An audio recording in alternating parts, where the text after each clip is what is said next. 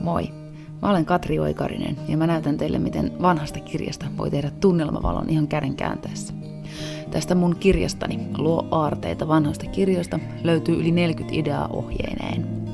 Mutta tunnelmavaloisimen tekemiseen tarvitset liimaa, siveltimen,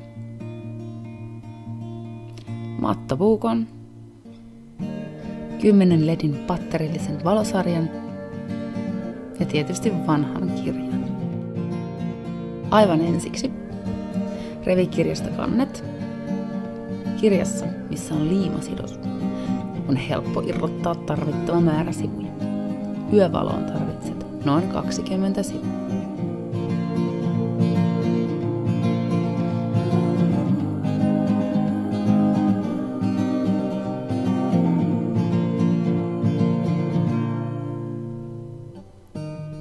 Aloita taittamalla sivun yläreuna kirjan keskelle.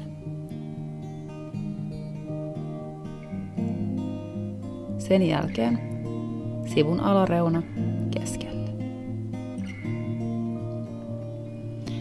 Ja tämän vaikeampaa se ei ole. Taita jokainen sivu samaan malliin, aloittaen aina sivun yläreunasta.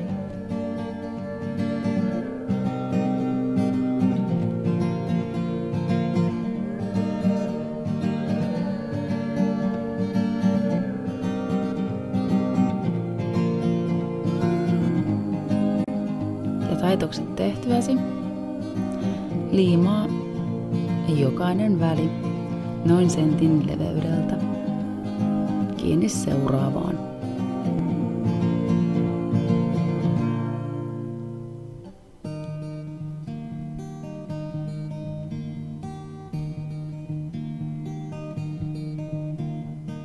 Ja kun kaikki välit ovat liimattu, anna liimausten hetken aikaa kuivua ja leikkaa mattopuukolla kolmion mallilleen pala pois.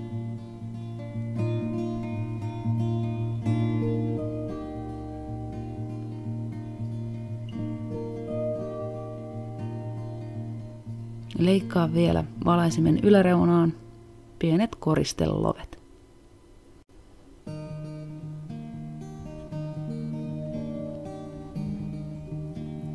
Liimaa viimeinen väli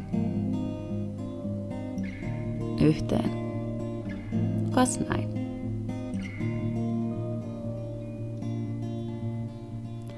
Kieputa valosarja pieneksi mytyksi ja sujaita se valaisimen sisään.